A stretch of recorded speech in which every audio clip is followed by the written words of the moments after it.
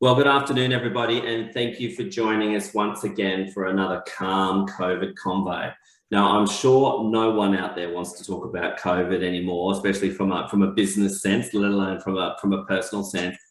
But with the current phase of the pandemic, we thought it would be useful and meaningful to have a discussion around this phase in particular, and what does it mean for businesses out there. Really get the feeling that the current phase is different to the other phases that we've been through so far. And I know for myself, and I know for a lot of clients that I'm talking to, we're talking a lot more about business continuity. We're talking a lot more about how do we keep the doors open? How do we continue to service our clients? How do we continue to provide goods or services that our clients need from us? And so as a result of that, I think the leaders in business have had to think a bit differently about this phase at this point in time. Historically, over the almost 2 years that COVID's been with us, there has undoubtedly been a focus on the safety of people and the safety of the team. I don't think that's changed, but I think this phase needs us to think more about the business and how we're just going to be able to continue to provide services, especially if we're missing key people who are part of our supply chain or part of our delivery. Of course, those of you who don't know me, my name is John Knight. I'm the Managing Director and Founder of Business Depot. I'm going to be joining today to add some of my insights from mainly a business strategic perspective, but also joining me today, we have Anna Chipperfield. Anna is our Director in People and Culture and Operations. So Anna's obviously been doing a lot of work, not only with our own processes and own a plan for business continuity here at Business Depot, but she's also been talking to clients about theirs as well. So thank you for joining us, Anna.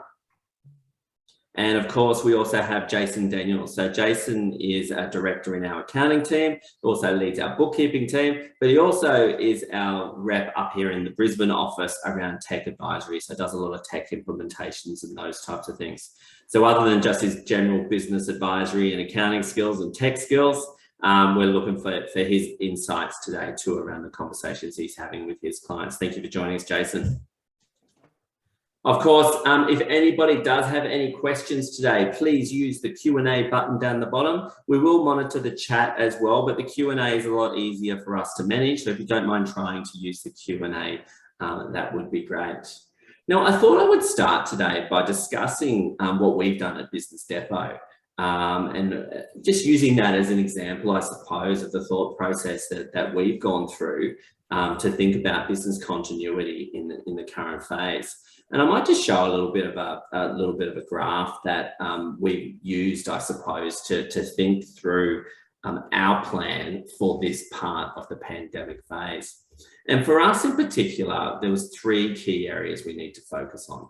Obviously team, obviously clients, and business. Now, in other businesses outside of the service industry, you're probably also going to have in there something like suppliers. Now, in a business like ours, we don't have many key suppliers that we need to worry about.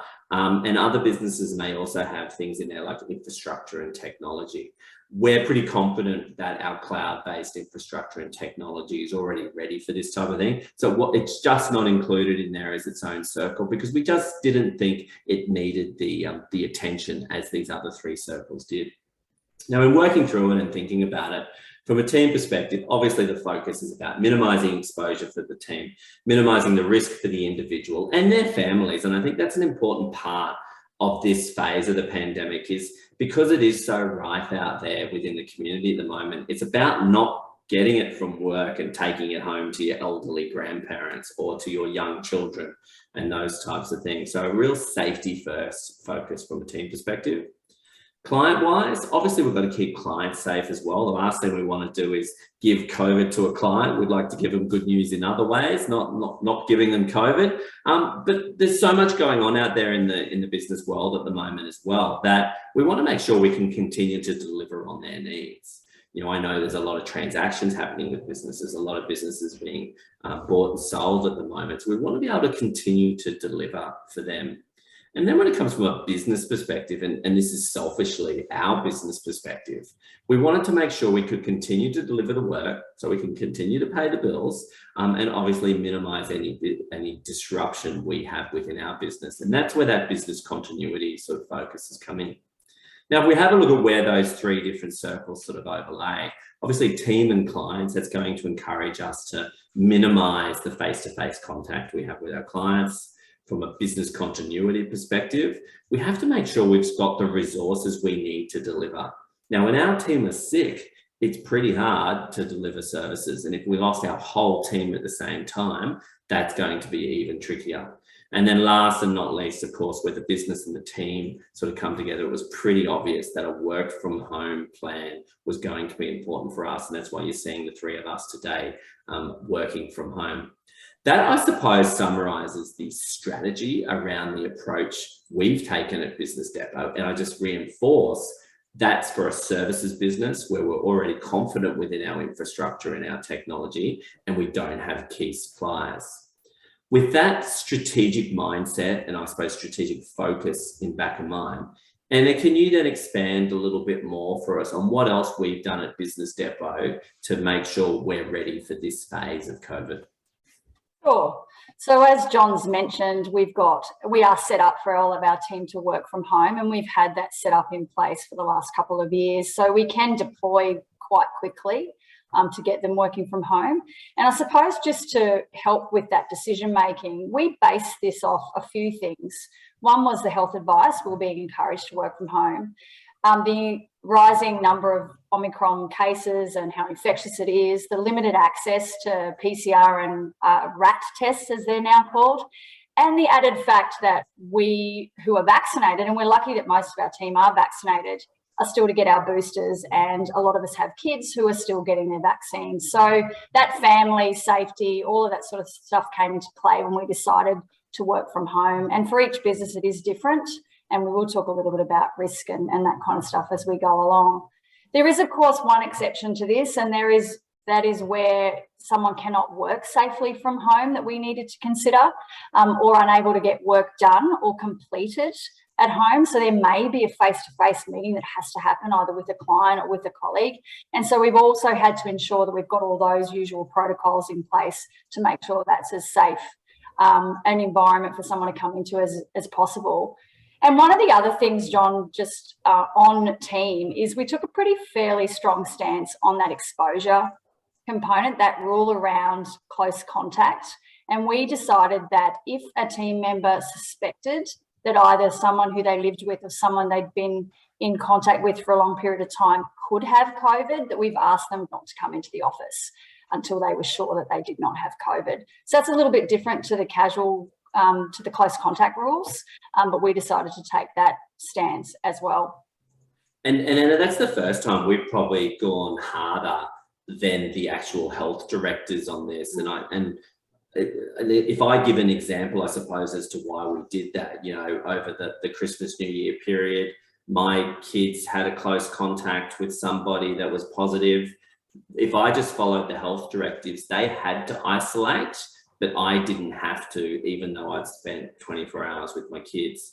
Now, if we'd followed that and I got COVID and I went into the office, then we could have potentially had a situation where whoever was in that office that day couldn't work for the period of time that they were isolating, or the period of time that they had COVID, let alone who else they exposed. And so that's why we made a decision to go a little bit harder than the strict health directives on that. So the key for our response has been work from home, absolutely. But we are acknowledging that we still need to deliver work, and there will be exceptions to those rules. It's just we're trying to minimise the people coming and going from the physical office, and minimise the people who actually have to go into the office at all. Anything else you'd add to that, Anna? Just on top of that, we are obviously encouraging our team, if they're unwell with COVID, and we have got team members with COVID and we're hearing about COVID sort of running through the team each day, is to rest and recuperate, use their personal leave. Don't feel like they do have to work, but particularly in the first 72 hours, we're seeing that people are really unwell, some of them. So that's something that we need to be aware of when we're remote working, is that we like to soldier on, and sometimes we just do need to take some days off. So we are encouraging that. Just from a client perspective, if John, you mentioned about keeping clients safe, but continuing to deliver work. So there are going to be times when we are going to have to meet with a client. And so one of the things we've done in the office is we've actually started our own register now.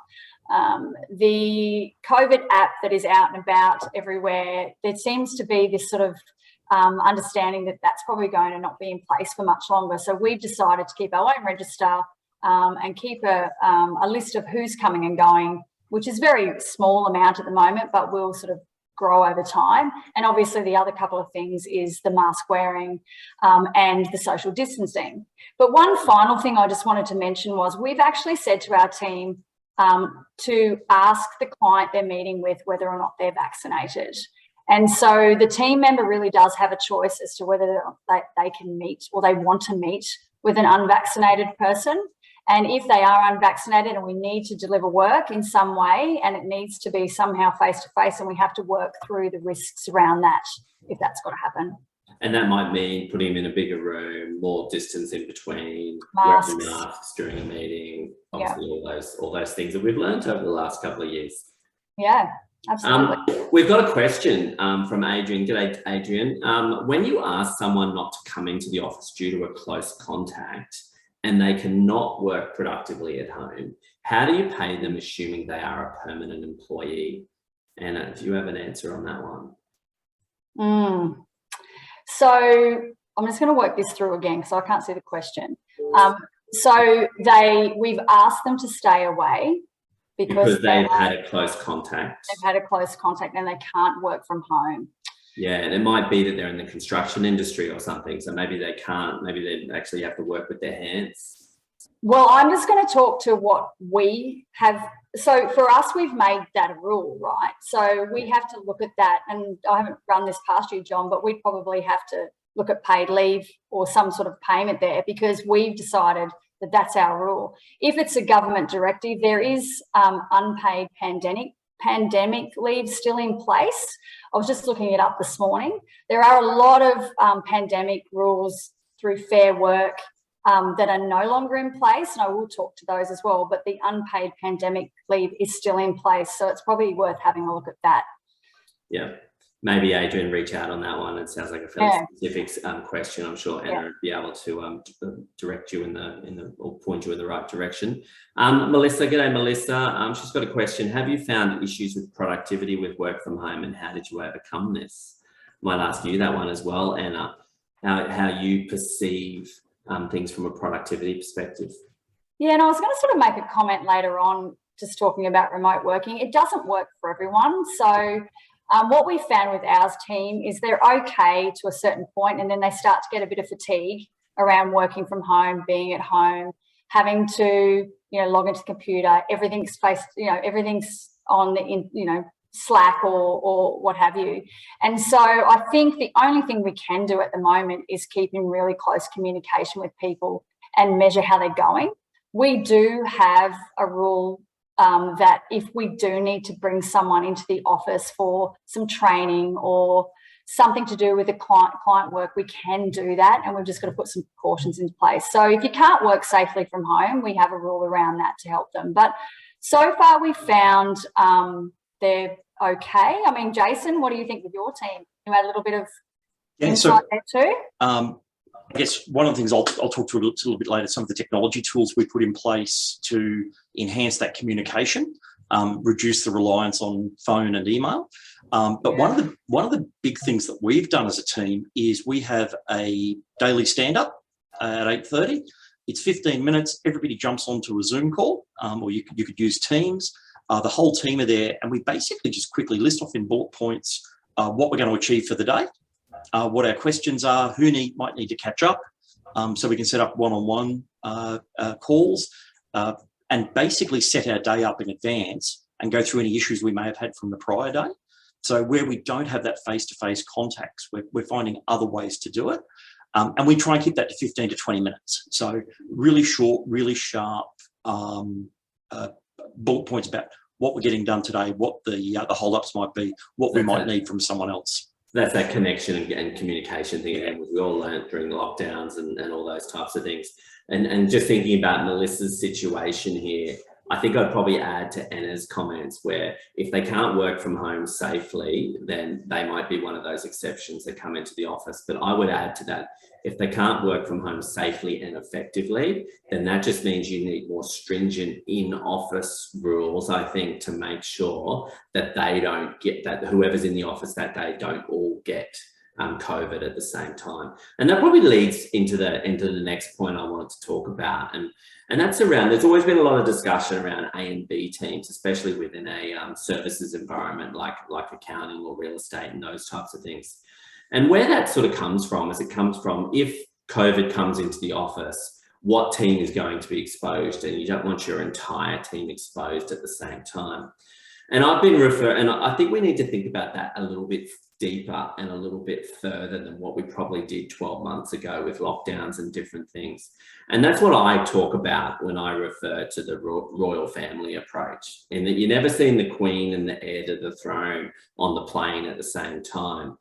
If you look at our business, for example, we wouldn't want all our directors in a room in any circumstance during this period of time, because that might mean that all directors get sick or all directors get exposed and are out of action at the same time.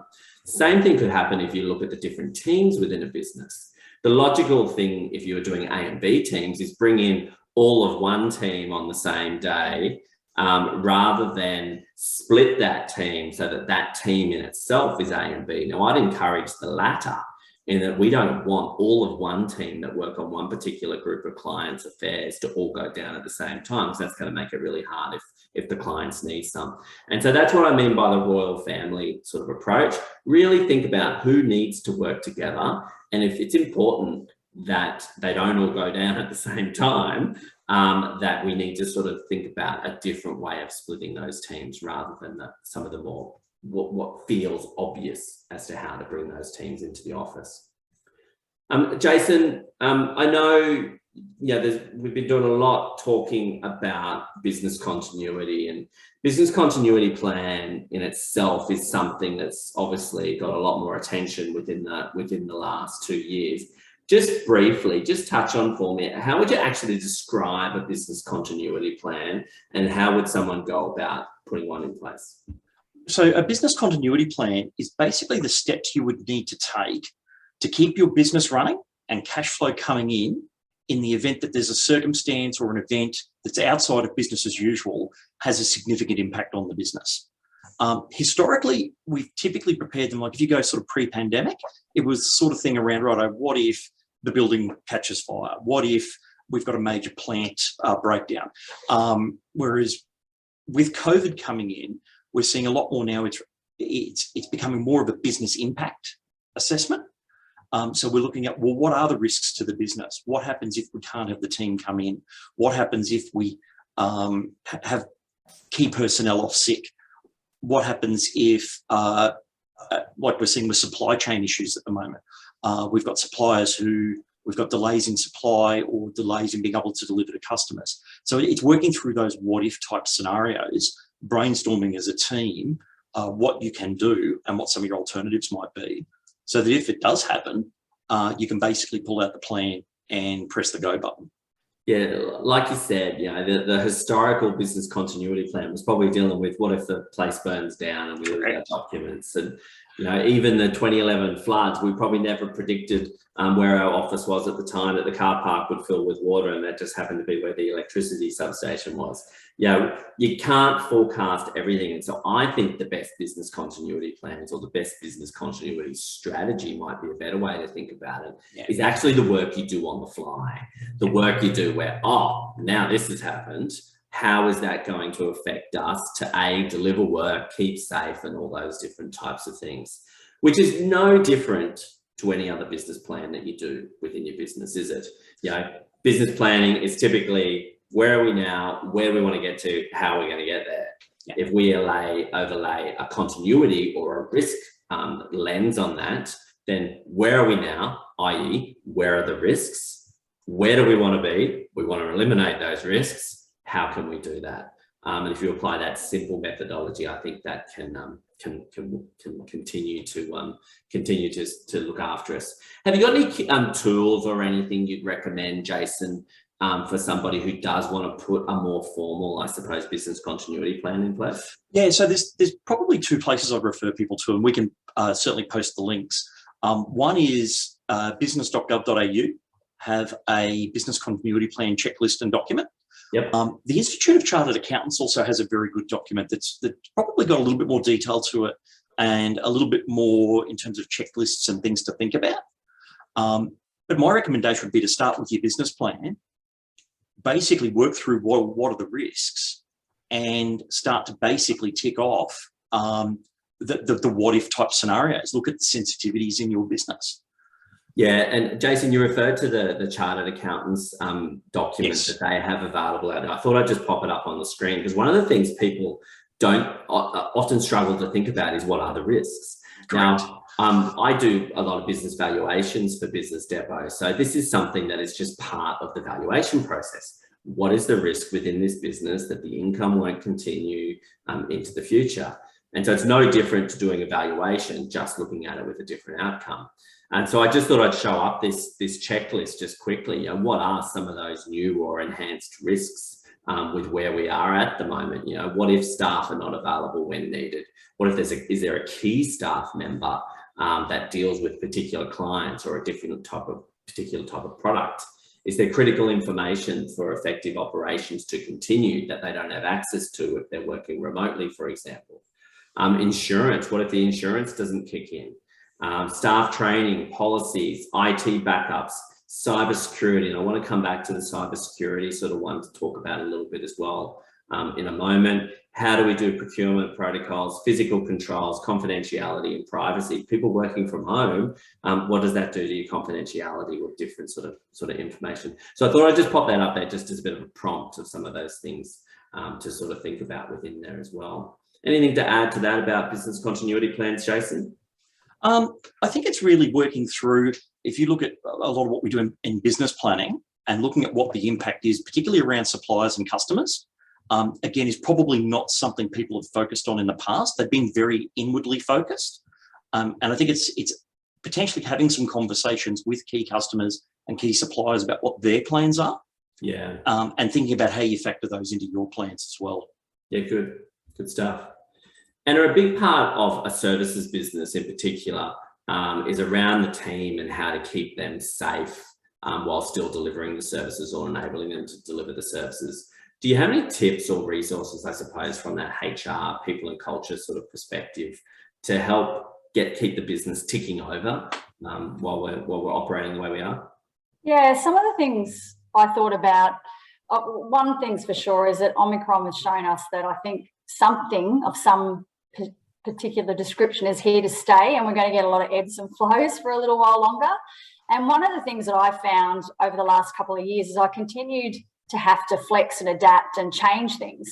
And so what I did was I sort of put together this simple matrix. It's an Excel spreadsheet really, where I had the 4 metre squared rule, the 2 metre squared rule, the lockdown rule, the working from home rule, and now I've got the Omicron rules sort of all laid out for me, so I could literally point people in the right direction. Okay, so we're in this phase at the moment, let's go here. Instead of having to consistently change up and start again, I think that was one of the really important parts for us from a time-consuming perspective. The other thing, and it kind of talks to that business continuity stuff, but that workplace health and safety risk matrix. So the demographics of everybody's team's a bit different. So the risks are different, vulnerable people, clients, that whole status of things is all very different. So you kind of have to do your own risk register and risk matrix on that. And Safe Work have a really good template. So I'll dig that out. We actually did a Calm COVID conversation with IR and Workplace Health and Safety earlier late last year, and we talked about some of those templates. So I'll dig that out and get that out to people as well. But for anyone working in an environment where there's a large number of people, so I'm sort of talking like a head office environment or something similar, maybe it is a big manufacturing, everyone's coming and going daily. and you're not working from home. I think some of the things we've got to think about now and get in place permanently is our policies around personal leave, sick leave, incorporating vaccinations, including things like you can't come into office anymore if you've got a sniffle. So 2-3 years ago we would, right? So now we really can't. I talked a little bit, just very briefly, that unpaid pandemic leave seems to still be available for people to utilise. So that's something that you could put into your policy permanently. So having permanent policies with some of these things in could be a really good way of moving forward. And again, that register, the mask distancing, the kitchen areas, staggering lunches, reinforcing numbers in rooms and things like that, all probably just need to become just regular now. Because it's interesting, isn't it? The government's clearly changed their tact with how they're treating this, and it's taking more of an approach of, well, we've given you your vaccinations, now you must protect yourself. Yes. And it's no different for business. Businesses must now protect themselves. We don't have JobKeeper to lean on or cash flow boost or any of those types of things anymore by the looks of things. So we must protect ourselves now. Yeah, that's absolutely right. Yeah, so all those things, that toolbox of different policies and processes and what we do in this situation, becoming more part of our permanent sort of operational manual, I suppose, is going to be the norm. Yep. Jason, we're starting to hear of banks wanting to see a business continuity plan. I'm hearing insurance companies aren't going to put life insurance in place for somebody who has had COVID within the last 3 months. Are you seeing this sort of stuff out there as well? And I suppose what are you proposing that we do in that situation? Yeah, so we've actually had 2 instances since Omicron's really hit, where financiers have actually gone to the business owner and asked to see basically a risk assessment and a revised set of projections and cash flows based around some what ifs. And it's really focusing around what are the cash flow needs of those businesses should they actually have some business interruption, either from staff or from key supplier or key customer impacts. So they're wanting to understand what steps we've taken to make sure we've got some key people redundancy in place, to make sure we've got key supplier or key customer impact assessments in place. What are we going to do to make sure the cash flow keeps coming in? So it's not necessarily focused around profitability. It's very much focused around cash flow and cash flow sensitivity. And if there's going to be a need for discussions with landlords, discussions with suppliers around terms, customers around collections, that you're proactively having them. And the banks have actually been pretty blunt about the questions they've asked. So we're actually spending some time this week getting those in place and making sure we're reforecasting out until September, to make sure that it's not just what happens when Omicron ends, but if there's another and then another variant after that, how robust is the business to be able to wear the impact of that? Or do we need to look at some pivot points now rather than waiting until it happens? Which again is no different to a normal business plan to deal with the risks within the business, no different to a valuation approach. Where are the risks and what are we doing to make sure that that profitability, that cash flow continues? And no different to what we do when we've got a startup business, for example, do some cash flow forecasts, think about the different sensitivities and some different analysis. I think what you're going to find is I think the banks are just going to want to know that you've given it some thought. Yeah. And they're not just wanting to see the cash flow, they actually want to understand what assumptions you've made. Yeah, okay. And what you've done to manage the risk around those assumptions. So they're digging into the detail a little bit more. They're not just wanting to say, right, here's what I think my P&L and cash flow will look like. It's, okay, here's what happens if supply is impacted by 15 or 30 days. Here's the alternative supplies we could be using. So they're actually getting a little bit more into the detail to want to know you've thought about it.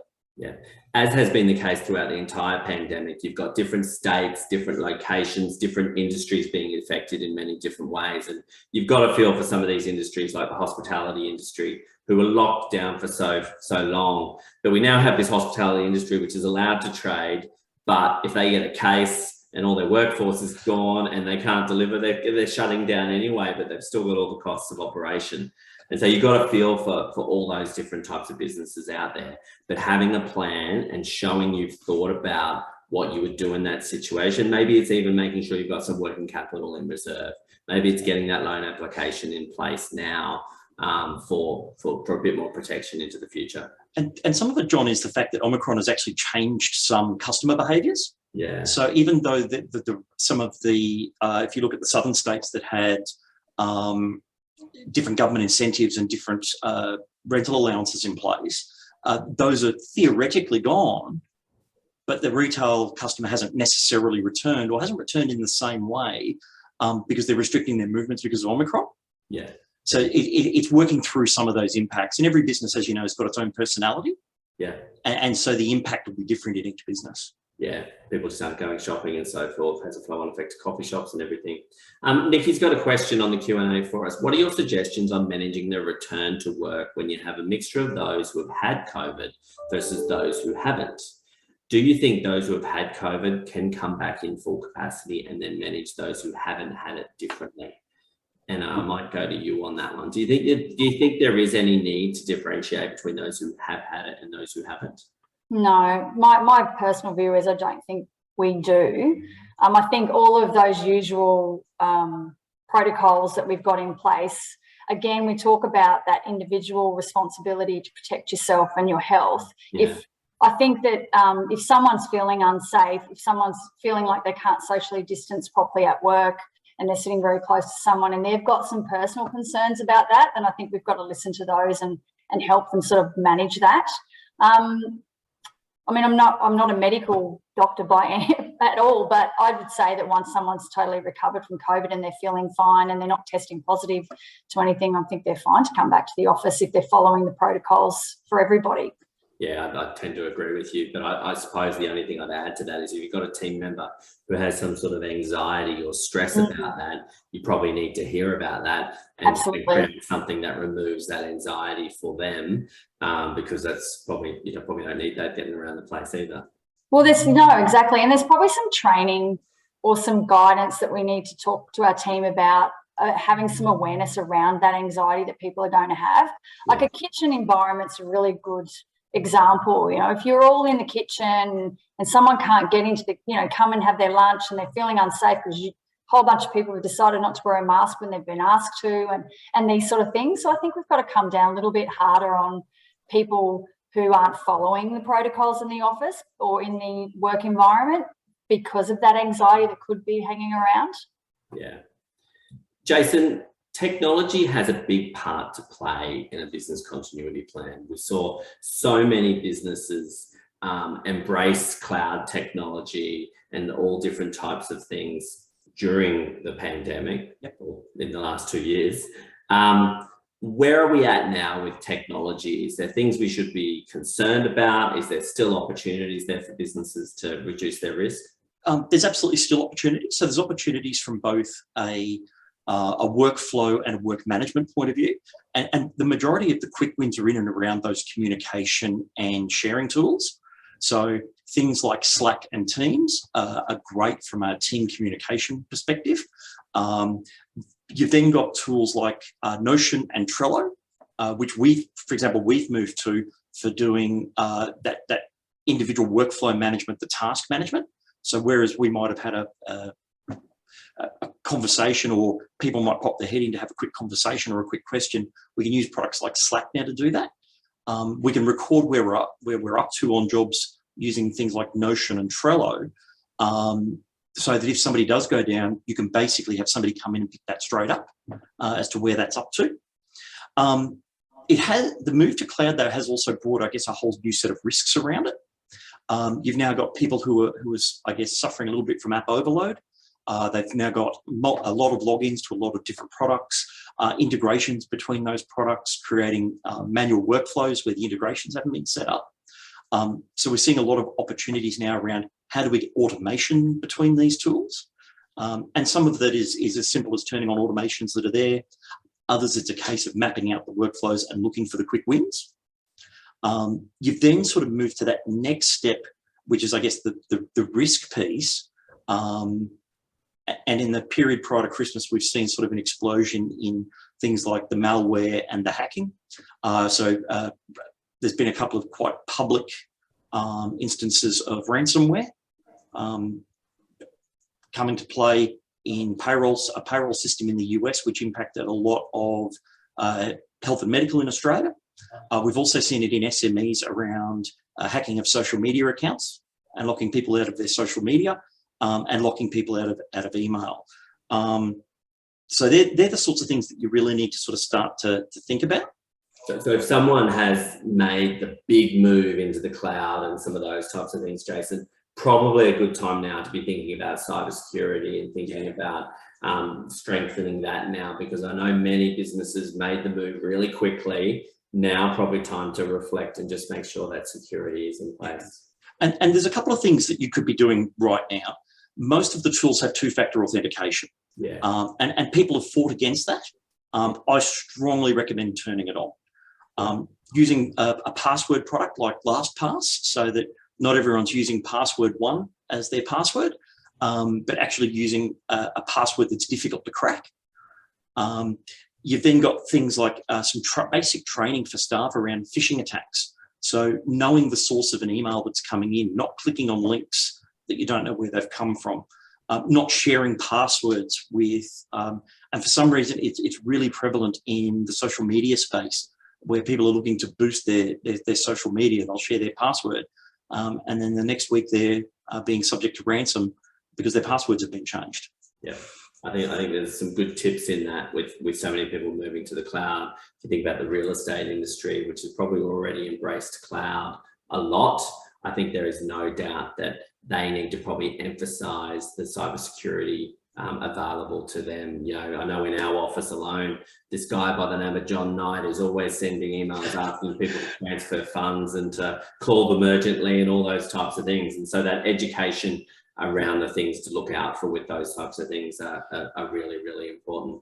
Okay, I mean, you spend a lot of time with companies helping them automate processes, link software and those types of things. Is there some low-hanging fruit, do you think, Jason, for the next phase of business?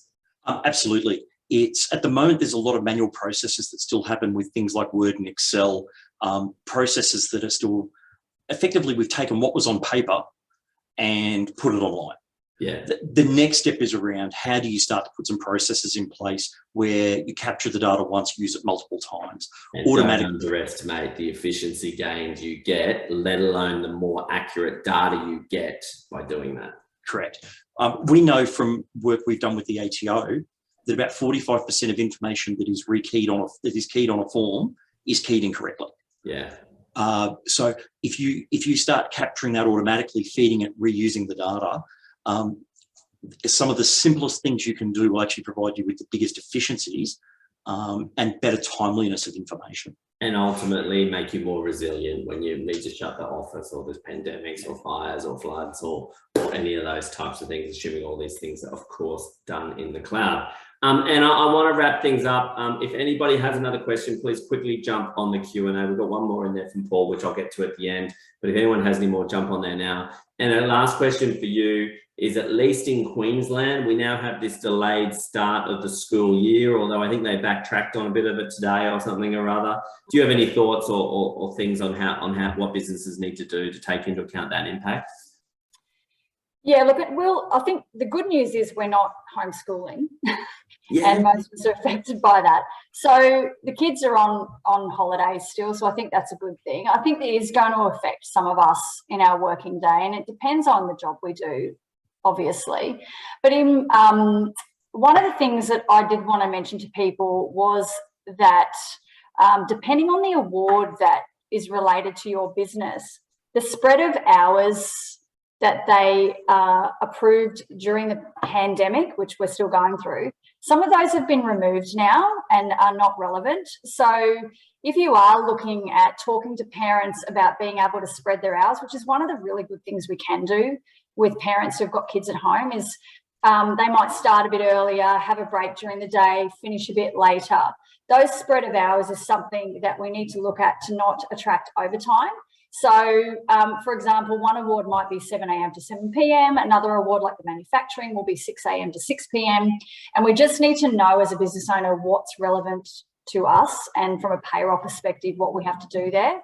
Because I think the clerical award during the pandemic, so to speak, which is still going, people could work till 10 p.m. Well, that's been removed. So there are some changes, and I will actually link in the Fair Work page that actually lists out these changes.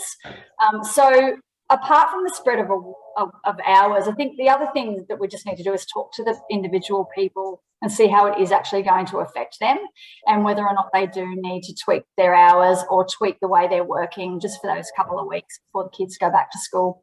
Communication solves a lot of problems, doesn't it? Yeah. Absolutely. We've got a quick question from Paul. Paul's question is, are rats subject to FBT? Now, I think we all know that ScoMo came out and said they'd be deductible to us, even though he's not a tax agent. Shouldn't have done that. But ScoMo reckons they'll be deductible. Are they subject to FBT? I don't know the answer, but I would expect they are not subject to FBT, because if you're providing someone a rat to come to work, it's in the course of their employment, it's connected to their employment, and so I would expect that is not subject to FBT. You agree, Jason? Yeah, I'd agree. Yeah, good.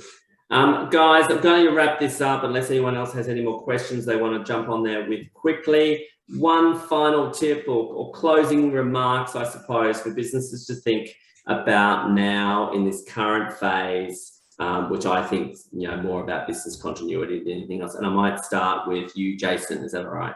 Yeah. Look, to quote the great Freddie Mercury, the show must go on. So it's about getting a plan in place, working through those risks, and making sure you know what you're going to do when these things pop up. Yeah, good one. Anna, final words? Yeah, sort of mine, sort of keep it simple depending on the size of your business, and start thinking it in this business as usual type manner. So having that framework in place that you can just flex where you need to. But most importantly, I think as business owners, you need to look after yourselves. And so don't forget to put yourselves first sometimes. Yeah, and I suppose my parting comments would be, this round I think is different to the other phases of COVID-19, but my tip would be, planning is no different. Business planning, doesn't matter whether you're planning for risk or planning for growth, it's the same types of considerations, but just make sure you continue with the open and transparent communication with your team. The last thing you need is to have a team sitting at home anxious about something, or being anxious about going on public transport or coming into the office. But just make sure we've still got that focus on how do we get the work done as well, because as Jason said, the show must go on. We still must continue to deliver the work.